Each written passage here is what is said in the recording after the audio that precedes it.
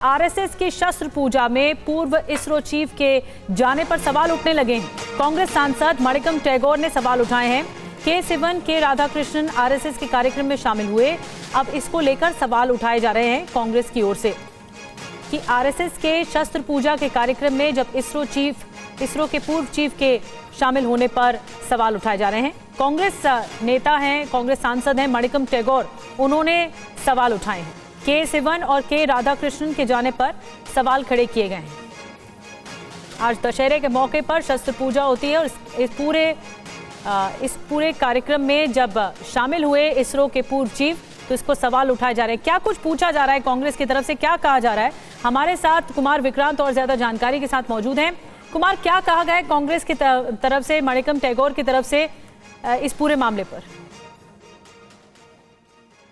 देखिए, कांग्रेस के जो सांसद है मणिकम टैगोर, उन्होंने ट्वीट किया है कि जो इसरो के साइंटिस्ट हैं के राधाकृष्णन, वो डिवाइसिव आइडियोलॉजी जो है, बांटने वाली जो विचारधारा है, उसके कार्यक्रम में उनका शामिल होना, जो हम उनकी इज्जत करते थे, उससे हमको बड़ा दुख हुआ है।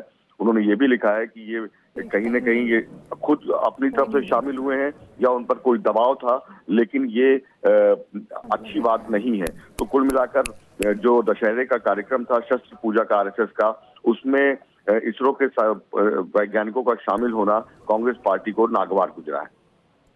जी, शुक्रिया आपका कुमार जानकारी देने के लिए।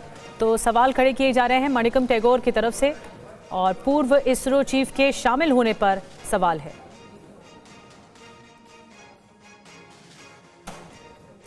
देखिए, ये हम ट्वीट भी आपको दिखा रहे हैं मणिकम टैगोर का। उनकी तरफ से सवाल पूछा गया है इस मसले पर। विनाशकारी विचारधारा के कार्यक्रम में शामिल होना बहुत दुखद है। पूर्व इसरो चीफ का आरएसएस कार्यक्रम में उपस्थिति नफरत को बढ़ावा देना है, ये मणिकम टैगोर ने अपने पोस्ट में, सोशल मीडिया पोस्ट पर, एक्स पोस्ट पर लिखा है। ये वो एक्स पोस्ट है जो हम आपको दिखा रहे हैं, जिसमें उन्होंने सवाल खड़े किए हैं कि आखिर इसरो के पूर्व चीफ का क्या काम है इस तरह के कार्यक्रम में।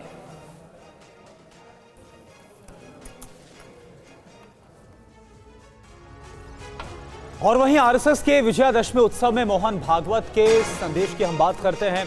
आरएसएस प्रमुख मोहन भागवत ने कहा, दुर्बल रहने से काम नहीं बनेगा। दुर्बल होने का मतलब अत्याचार को आमंत्रण है। दुनिया के दुर्बल हिंदुओं को मदद की जरूरत है। भारत सरकार को उनकी मदद करनी चाहिए, यह आरएसएस प्रमुख की तरफ से कहा। कहीं कोई गड़बड़ हो, दुर्बलों पर अपना गुस्सा निकालने की ये जो कट्टरपन की प्रवृत्ति है, वो प्रवृत्ति जब तक वहां विद्यमान है, तब तक वहां की हिंदू क्या, वहां के सभी अल्पसंख्यक, उनके सर पे खतरे की तलवार लटकी रहेंगी। उनको आवश्यकता है मदद की। विश्व भर के हिंदुओं की, भारत के सरकार की सहायता उनको मिले, ये उनकी आवश्यकता है। परंतु इससे ये ध्यान में आता है, और ये ध्यान में आना चाहिए, हिंदू समाज के भी ध्यान में आना चाहिए कि दुर्बल रहना अपराध है। हम अगर दुर्बल है, असंगठित है, तो उसका मतलब हम अत्याचार को निमंत्रण दे रहे हैं। निमित्त कुछ नहीं चाहिए, हम दुर्बल है, यह निमित्त पर्याप्त है। और इसलिए जहां कहीं भी हम हैं, वहां संगठित रहना। आरएसएस प्रमुख मोहन भागवत ने हिंदुओं से संगठित रहने की अपील की है। उन्होंने कहा है कि बांग्लादेश में हिंदुओं पर अत्याचार की परंपरा दोहराई गई। बांग्लादेश में पहली बार हिंदू संगठित हुआ है। दूसरे देशों में कई प्रकार के उत्पाद खड़े करना, जनतांत्रिक तरीके से वहां कोई सरकार चुन के कारोबार कर रही, उसको नीचे लाना, ऐसा दुनिया में चलते रहता है। ये दुनिया की रीति लगभग बन गई है, जो नहीं बननी चाहिए लेकिन है। अब हमारे पड़ोस में ही बांग्लादेश में क्या हुआ, उसके कुछ तात्कालिक कारण और पहलू है, ये बात ठीक है, लेकिन इतना बड़ा उत्पाद तो उससे नहीं होता।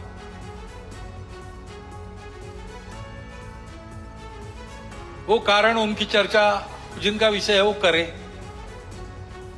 परंतु दो बातें ध्यान में आती है। पहली बात है कि उस उत्पाद के कारण वहां के हिंदू समाज पर जो अत्याचार बार बार होते हैं, उस परंपरा को फिर से दोहराया गया।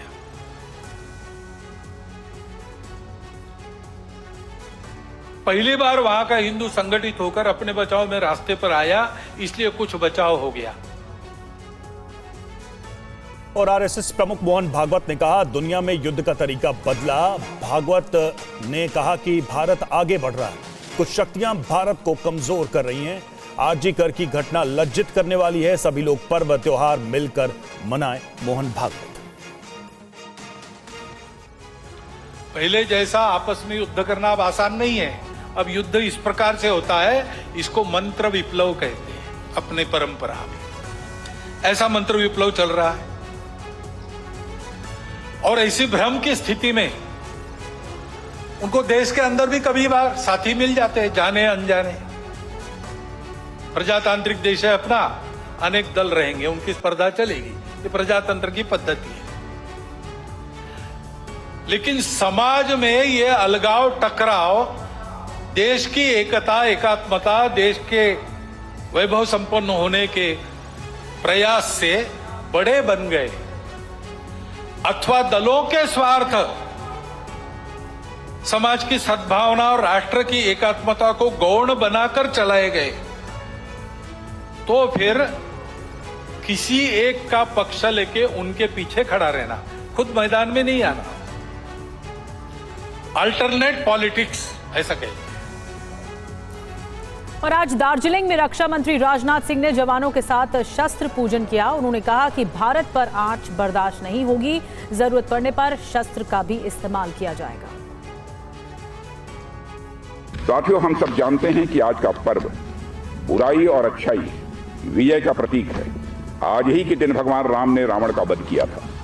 भगवान राम ने बुराई के प्रतीक रावण पर जब विजय हासिल की थी, तो वह विजय राम ने सिर्फ अपने लिए हासिल नहीं की थी, राम ने वह लड़ाई पूरी मानवता के लिए लड़ी थी।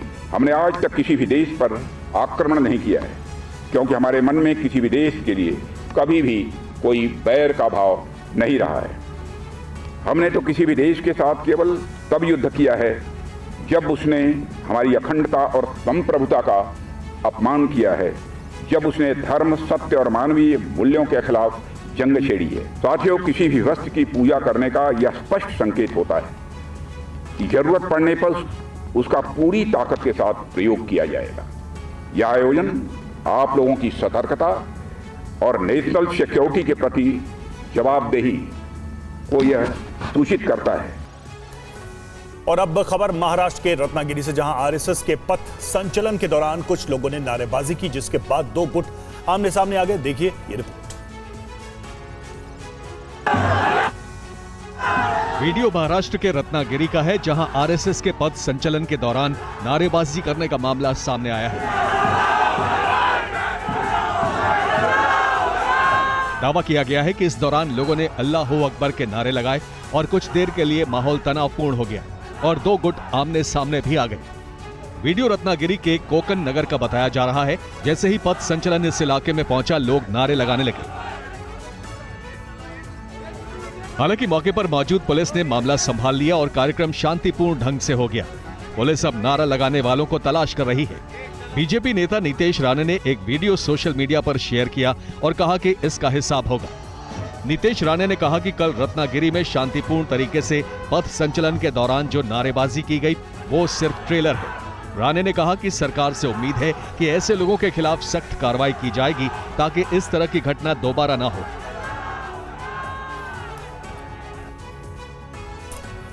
हरियाणा में 17 अक्टूबर को शपथ ग्रहण समारोह होगा। पंचकुला के दशहरा ग्राउंड में होने वाले शपथ समारोह में प्रधानमंत्री मोदी भी मौजूद रहेंगे।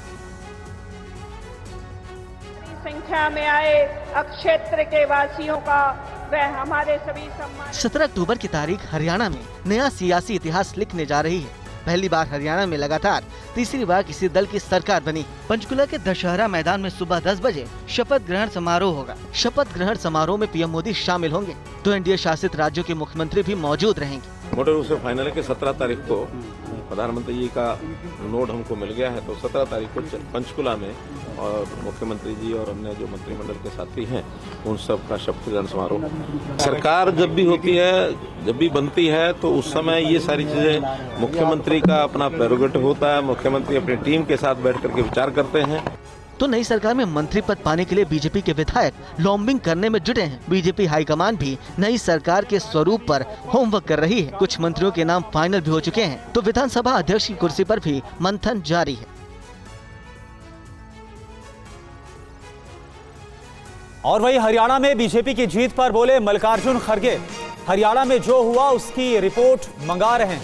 रिपोर्ट आने के बाद सब कुछ सामने आ जाएगा। मल्लिकार्जुन खड़गे का ये बयान, रिपोर्ट आने के बाद बताएंगे कि आगे क्या करना है, कौन सा फैक्टर है जिसने कांग्रेस को हराया है। ये मल्लिकार्जुन खड़गे कांग्रेस अध्यक्ष का बयान। हरियाणा में जो हुआ वो घटना के बारे में हम मीटिंग ले रहे हैं और रिपोर्ट मंगा रहे हैं। रिपोर्ट आने के बाद वो खुल जाएगा क्या करना है, कैसा हुआ, क्योंकि पूरा देश बोल रहा था कि कांग्रेस जीतेगी। बीजेपी के लीडर्स भी जीत रहे थे, वो जीत रही कांग्रेस बोल रहे थे। और सब लोग बोलने के बावजूद भी ऐसा कौन सा फैक्टर है जो कांग्रेस को हराए? इंडिया अलायंस को साथ में नहीं लेके चला, ऐसा वहाँ नहीं है ना। देखो इंडिया अलायंस जहाँ है वाले, अब कश्मीर जम्मू में अलायंस है, वहाँ हरियाणा में ऐसा कोई नहीं था, कोई अलायंस वाले। एक हमारे साथ कम्युनिस्ट वाले थे, कम्युनिस्ट को हमने दिया था। हरियाणा में हार के बाद कांग्रेस में हड़कंप मचा हुआ है। कांग्रेस अब हार के कारणों को तलाश रही है। फैक्ट फाइंडिंग कमेटी के जरिए बागियों के पीछे किसका हाथ था, इसका भी पता लगाया जाएगा। देखिए पूरी खबर। हरियाणा में कांग्रेस की हार पर लगातार चिंतन और मंथन चल रहा है। अब फैक्ट फाइंडिंग कमेटी के जरिए हार की असल वजह जानने की कोशिश हो रही है। सोर्सेज के मुताबिक कांग्रेस 1 से 2 दिन में फैक्ट फाइंडिंग कमेटी का ऐलान करेगी। इस जांच कमेटी में कांग्रेस के वरिष्ठ और अनुभवी नेताओं को शामिल किया जाएगा। फैक्ट फाइंडिंग कमेटी सभी उम्मीदवारों और प्रदेश के बड़े नेताओं से फीडबैक लेगी। सूत्रों के मुताबिक पार्टी जानने की कोशिश कर रही है कि किस तरह से कांग्रेस के बागी उम्मीदवारों ने नुकसान किया और निर्दलीय उम्मीदवारों के पीछे किसका हाथ था, किसके इशारे पर ये कांग्रेस के बागी उम्मीदवार चुनाव मैदान में उतरे और कांग्रेस की हार का बड़ा कारण बन गए। सोर्सेज के मुताबिक Congress high command fact finding committee के जरिए भूपेंद्र सिंह हुड्डा, कुमारी सैलजा और रणदीप सुरजेवाला से जुड़े बागी नेताओं की सच्चाई जानना चाहता है। कहीं बागियों के पीछे नेताओं का हाथ तो नहीं था। तो हरियाणा में हार के बाद कांग्रेस ईवीएम को लेकर अब भी सवाल उठा रही है। कांग्रेस नेता जयराम रमेश ने कल फिर चुनाव आयोग को नई शिकायतें सौंपी। उन्होंने 20 सीटों पर चुनाव प्रक्रिया में खामियां उजागर करने का दावा किया। हरियाणा में हुई कांग्रेस की हार पर एआईएमआईएम प्रमुख ओवैसी ने इंडिया गठबंधन पर हमला किया। उन्होंने पूछा कि हरियाणा में एआईएमआईएम ने चुनाव नहीं लड़ा, फिर कैसे हार गए?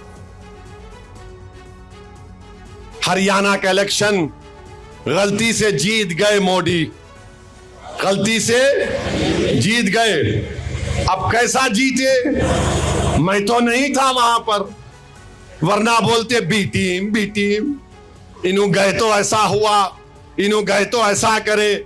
मेरे को बहुत से लोग बोले, मैं बोला बैठो मियां, थोड़ा बैठ के तमाशा देखेंगे अपन भी, ये झम्मक झक्का जो कर रहे ना, देखेंगे क्या होता। हार गए नो वहां पे। अब किसकी वजह से हारे बोलो आप? अब समझ में नहीं आ रहा इन लोगों को, हारने वालों को। अरे शेरवानी तो नहीं आई आपकी, सर पे टोपी, दाढ़ी वाला नहीं आया भड़काऊ भाषण देने। हम कैसा हार गए? मैं इन लोगों से कहना चाह रहा हूं, पुरानी पार्टी से जरा समझो मेरी बात को, समझो मेरी बात को। मोदी को हराना है ना, तो तुमको सबको साथ लेकर चलना पड़ेगा। तुम अकेले कुछ भी नहीं कर पाओगे, तुमको साथ लेकर चलना पड़ेगा। और पीएम के अर्बन नक्सल वाले बयान पर मल्लिकार्जुन खड़गे ने कहा है कि वो बुद्धिजीवियों को नक्सल बोलते हैं, उनकी पार्टी लिंचिंग करती है। मल्लिकार्जुन खड़गे ने आरोप लगाया कि बीजेपी की सरकार में अल्पसंख्यकों पर अत्याचार हो रहे हैं। उनका हमेशा कहना वही है, अभी भी वही कहते हैं। अब तक तो चुप बैठे थे, थोड़ा अब जान मिलने के बाद बोलते हैं। तो अर्बन नक्सल तो जो बुद्धिवादी है प्रोग्रेसिव उसको अर्बन नक्सल बोलना, कांग्रेस है उसको बोलना, ये उनकी आदत है। वो खुद ही क्या है बोले तो उनकी पार्टी टेररिस्ट की पार्टी है, लिंचिंग करते हैं, मारते हैं। और चलिए आगे बढ़ते हैं। मध्य प्रदेश के पूर्व मुख्यमंत्री दिग्विजय सिंह के भतीजे आदित्य विक्रम सिंह के खिलाफ एफआईआर दर्ज की गई है। ये पूरा मामला है क्या, आपको रिपोर्ट के जरिए दिखा रहे हैं। बेटा मामला गर्म हो गया, वर्दी का फोटो मत दिखाएं, कहाँ गए तुम? सबको अलाउड होगा जाना, आपने आगे निर्णय करे वो तरीका नहीं होगा आपका बात करने का। कर रहे हैं क्या, कैसे वैलिड है? मेरा फोन ला, आप बिल्कुल लगाइए, आप फोन देखो तरीका है आपका, बिग पब्लिक में आप चुप बैठ, हम लोग ढंग से बात करिए। बिल्कुल काय का ढंग तेरे को बे देख तो रहा है क्या ढंगेगा। यह है मध्य प्रदेश के पूर्व मुख्यमंत्री और कांग्रेस के वरिष्ठ नेता दिग्विजय सिंह के भतीजे आदित्य विक्रम सिंह पुलिस के साथ किस तरह से पेश आ रहे थे आपने सुना। इस वीडियो में आदित्य सिंह एसडीओपी और टीआई के मुंह पर सिगरेट का धुआं उड़ाते हुए नजर आ रहे हैं। पुलिस वालों को धमकी भी दे रहे हैं। कार्यक्रम कर रहे हैं, चलो बाबा साहब लक्ष्मण सिंह जी की ध्यान रखें जरा, आप भी ध्यान रखें, पुलिस टाउन में नहीं चलेगी। नहीं तो हम ये कह रहे हैं कोर्ट का हूँ मैं, कानून मुझे ज्यादा पता है। कहीं के भी हो आप, कहीं के भी सुप्रीम कोर्ट से ऊपर हो गए तो इसका नाम क्या है? पुलिस ने इस मामले में आदित्य सिंह के खिलाफ सरकारी काम में बाधा डालने और पुलिस कर्मियों के साथ धक्का मुक्की और गाली गलौज करने के मामले में केस दर्ज किया है। आगे बढ़ते हैं। समाजवादी पार्टी के अध्यक्ष अखिलेश यादव ने डॉक्टर राम मनोहर लोहिया की पुण्यतिथि पर उनको नमन किया। अखिलेश यादव ने कहा कि समाजवादी व्यवस्था से ही देश की सारी समस्याओं का समाधान हो सकता है। डॉक्टर राम मनोहर लोहिया को आज याद करते हुए हम संकल्प लेते हैं कि जो समाजवादी भारत का उन्होंने सपना देखा तो उस सपने को पूरा करेंगे। ये पार्क नेताजी ने बनवाया था और आज भी लखनऊ में लोगों के लिए या समाजवादी चिंतक विचारकों के लिए ये बहुत महत्वपूर्ण स्थान बन के उभरा है। इस स्थान पर सुबह से लेकर के शाम तक इस पार्क में लोग आते हैं और जब डॉक्टर राम मनोहर लोहिया के प्रतिमा के पास आते होंगे जरूर उनसे प्रेरणा लेकर के जाते होंगे। और आज देश में सच्चाई यही है कि समाजवादी व्यवस्था से ही गरीबी दूर हो सकती है, समाजवादी व्यवस्था से ही पढ़ाई का जो भेदभाव है वो खत्म हो सकता है, समाजवादी व्यवस्था से ही जो डॉक्टर राम मनोहर लोहिया ने कभी कहा था कि दाम बांधो की नीति लागू हो, तो जिस तरह से महंगाई है, बेरोजगारी है, उसको अगर कोई खत्म कर सकता है तो समाजवादी नीतियां।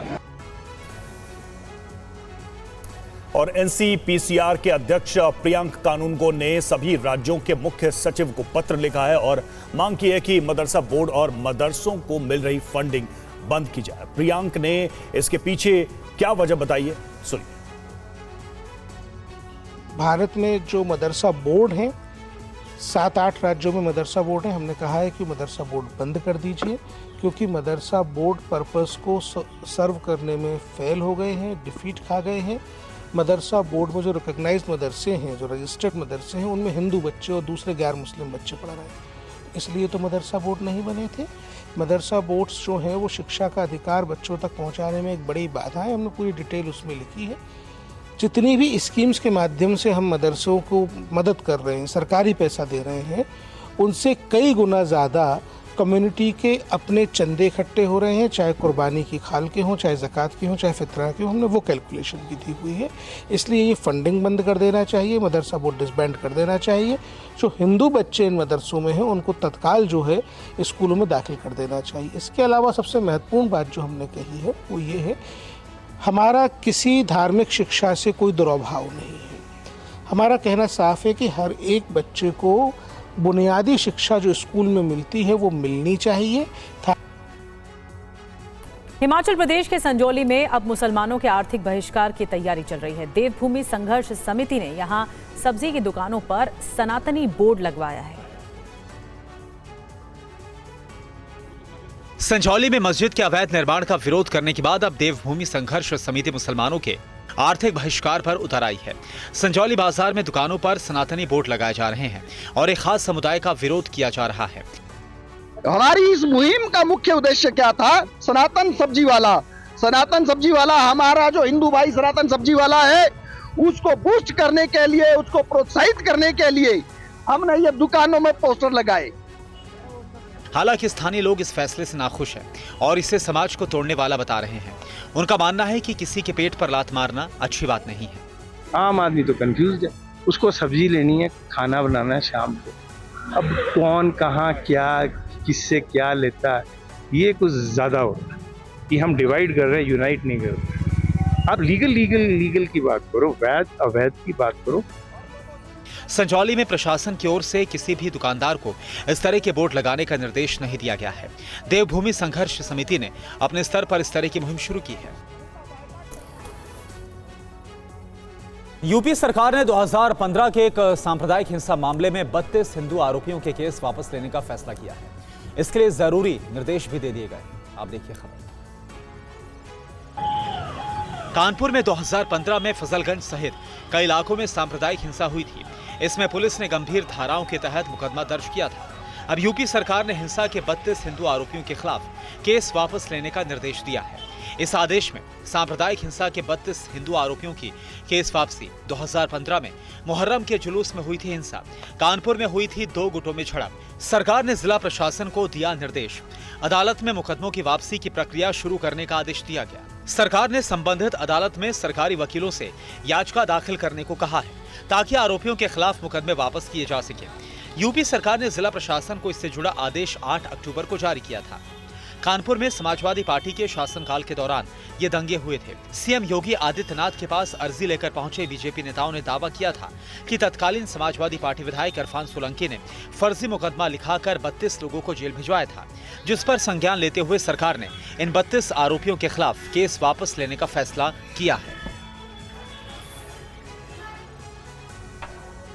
तमिलनाडु के तिरुवल्लुर रेल हादसे में साजिश की आशंका जताई गई है। रेलवे ने एनआईए और सीआरएस को इस हादसे की जांच सौंपी है, तो लोकसभा में नेता विपक्ष राहुल गांधी ने भी इस रेल हादसे पर केंद्र सरकार को घेरा है। तमिलनाडु ट्रेन हादसे पर राहुल गांधी ने सवाल उठाए हैं। उन्होंने कहा कि जवाबदेही शीर्ष स्तर से शुरू होती है।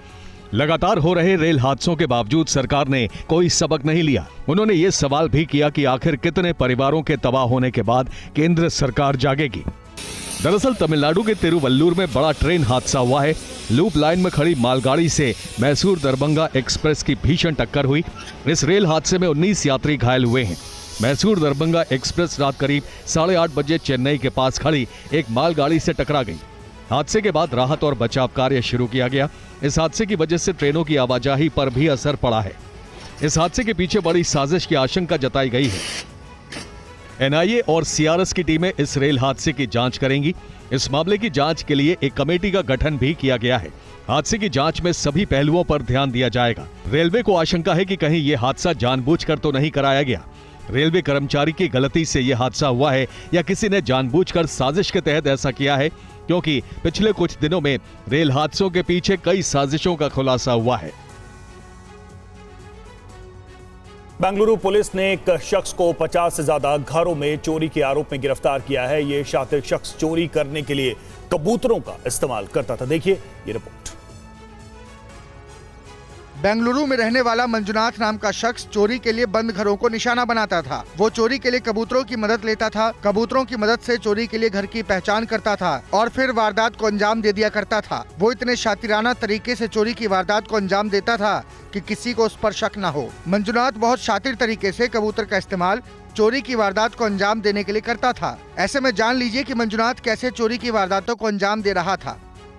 मंजुनाथ कबूतर को बिल्डिंग के आसपास छोड़ देता था। ट्रेंड कबूतर उड़कर बालकनी में जाकर बैठ जाता था और फिर मंजुनाथ कबूतर पकड़ने के बहाने बिल्डिंग में दाखिल होता था। वो अपने साथ लोहे की रॉड रखता था। रॉड की मदद से दरवाजे को तोड़कर घर में दाखिल होता था और फिर घर में रखा कीमती सामान चुराकर फरार हो जाता था। मंजुनाथ पहले भी चोरी के कई मामलों में गिरफ्तार हो चुका है, लेकिन जेल से निकलते ही वो फिर से चोरी करने लगता था। एक बार फिर बेंगलुरु पुलिस ने उसे गिरफ्तार किया है। पुलिस पूछताछ में उसने कबूतर के इस्तेमाल से चोरी का राज खोला। इस तरकीब के जरिए मंजुनाथ ने 50 से ज्यादा घरों में चोरी की वारदात को अंजाम दिया था।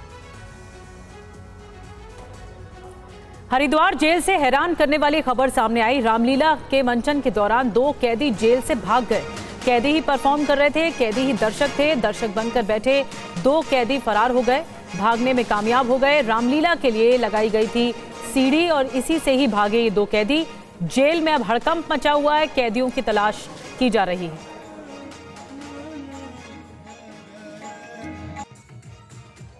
और कैदी पंकज रुड़की का रहने वाला है, जबकि राजकुमार यूपी के गोंडा का रहने वाला है। ये दोनों कैदी फरार हैं। पंकज हत्या के मामले में उम्र कैद की सजा काट रहा था, जबकि रामकुमार अभी विचाराधीन कैदी है। तो 3 तस्वीरें आप देख रहे हैं। ये रामलीला का मंचन चल रहा था और इसी दौरान दर्शक बनकर बैठे 2 कैदी भागने में कामयाब हो गए। मौका देखकर फरार हो गए 2 कैदी। मौत के मुंह में खुद ब खुद आ गए। चलो